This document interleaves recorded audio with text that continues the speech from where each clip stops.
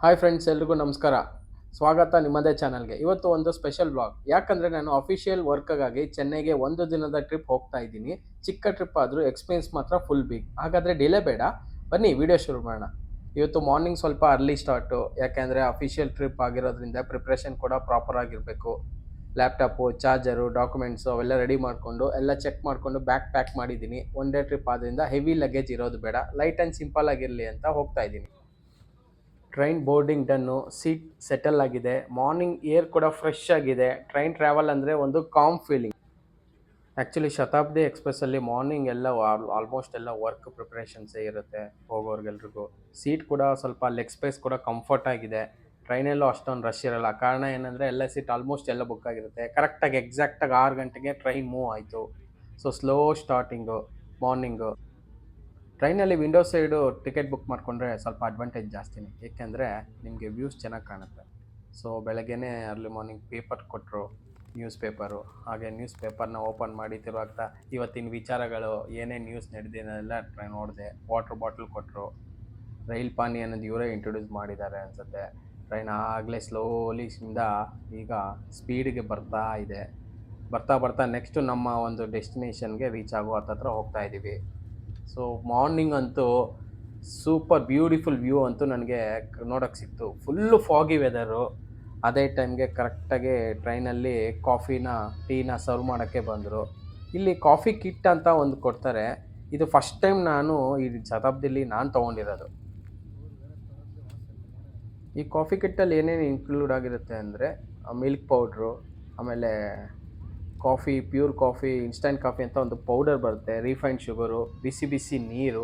ಬಿಸಿನೀರಿಗೆ ಅವೆಲ್ಲ ಮಿಕ್ಸ್ ಮಾಡಿಕೊಂಡು ಟೀ ಬಿಸ್ಕೆಟ್ನ ಹದ್ಕೊಂಡು ತಿಂತಾಯಿದ್ರೆ ಆ ಸ್ವಾದನೇ ಬೇರೆ ಬೇರೆ ಲೆವೆಲ್ಗೆ. ಹಾಗೆ ನೋಡಿ ಹೇಗಿದೆ ವೆದರ್ ಅಂತೂ ತುಂಬ ಸಖತ್ತಾಗಿದೆ. ಈ ವೆದರಲ್ಲಿ ಈ ಬಿಸಿ ಬಿಸಿ ಕಾಫಿ ಕುಡಿಯೋದ್ರಿಂದ ಮನಸ್ಸಿಗೆ ಎಷ್ಟು ರಿಲ್ಯಾಕ್ಸ್ ಆಗುತ್ತೆ ಅಂದರೆ ನೀವು ಒಂದು ಸತಿ ಟ್ರೈ ಮಾಡಬೇಕು. ಹಾಗೆ ಲೈಟಾಗಿ ಸೂರ್ಯ ಮೇಲೆ ಬಂದ, ಬಿಸಿಲು ಸ್ಟಾರ್ಟ್ ಆಯಿತು. ನೋಡಿ ಸೂರ್ಯ ಹೇಗೆ ಕಾಣ್ತಿದ್ದಾನೆ. ಸೊ ನಮ್ಮ ಟ್ರೈನ್ ವ್ಯೂಯಿಂದ, ಆ ಗ್ಲಾಸ್ ವ್ಯೂಯಿಂದ ಸೂರ್ಯ ಎಷ್ಟು ಚೆನ್ನಾಗಿ ಕಾಣ್ತಿದ್ದಾನೆ ನಮಗೆ. ಸೊ ಅದೇ ಟೈಮ್ಗೆ ನೆಕ್ಸ್ಟ್ ನಮ್ಮದು ಟಿಫನ್ ಬ್ರೇಕ್ಫಾಸ್ಟ್ ಅಂತ ಕೊಟ್ಟರು. ಆ ಬ್ರೇಕ್ಫಾಸ್ಟಲ್ಲಿ ಪೊಂಗಲ್ಲು, ಚಟ್ನಿ, ಉದ್ದಿನವಡೆ, ಆಮೇಲೆ ಜ್ಯೂಸು ಎಲ್ಲ ಇನ್ಕ್ಲೂಡ್ ಆಗಿತ್ತು. ಪೊಂಗಲ್ಲು ಟೇಸ್ಟ್ ತುಂಬ ಚೆನ್ನಾಗಿತ್ತು. ಅದಕ್ಕೆ ಚಟ್ನಿ ಹಾಕ್ಕೊಂಡು ತಿಂದೆ, ಇನ್ನೂ ಸೂಪರಾಗಿತ್ತು. ಕಾಯಿ ಚಟ್ನಿ ಆಗಿರೋದ್ರಿಂದ ಟೇಸ್ಟ್ ಆಸಮ್ ಆಗಿತ್ತು.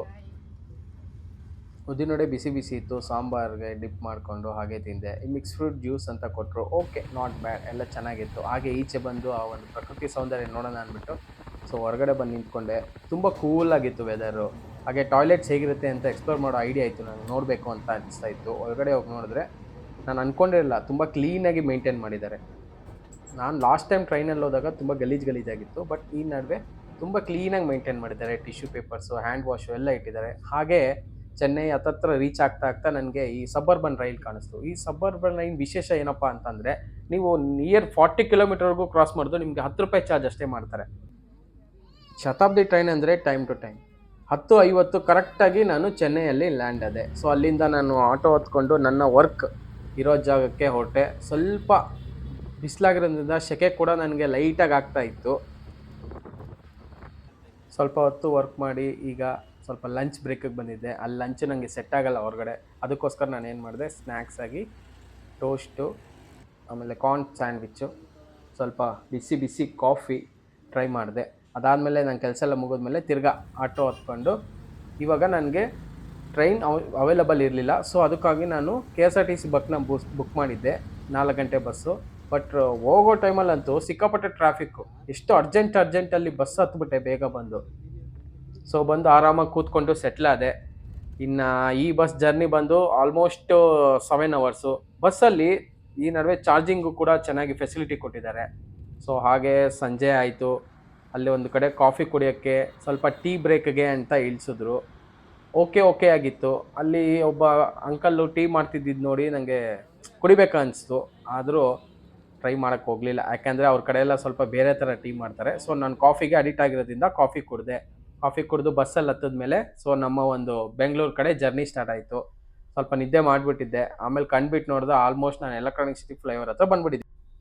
ಸೊ ಫ್ರೆಂಡ್ಸ್, ಇದು ಇವತ್ತಿನ ನನ್ನ ವ್ಲಾಗು. ನಿಮಗೆ ಇಷ್ಟ ಆಗಿದ್ರೆ ಲೈಕ್ ಮಾಡಿ, ಶೇರ್ ಮಾಡಿ, ಸಬ್ಸ್ಕ್ರೈಬ್ ಮಾಡಿ. ನನ್ನ ಚಾನಲ್ ಬಂದು Prashu vlogs. Thank you so much.